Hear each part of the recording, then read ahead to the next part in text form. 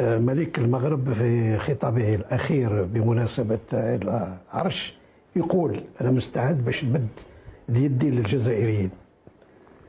يعني ما تحليلكم؟ والله تحليل هو تراجع سيادة الرئيس بعد الضغوط الجزائرية؟ ما فاصون بالنسبة لنا احنا ما كانش فيه استجابة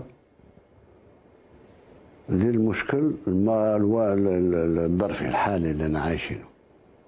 فيه دبلوماسي مغربي صرح بأمور خطيرة جدا، سحبنا على أساسها السفير تاعنا من الرباط وقلنا نمشوا إلى أبعد، ما جاناش الجواب.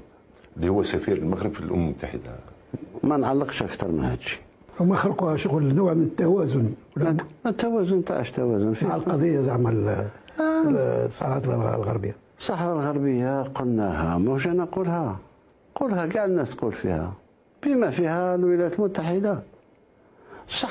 قضية الصحراء الغربية راها بين يدين الأمم المتحدة في لجنة تصفية الاستعمار. احنا نو سوم دي زوبسيرفاتور،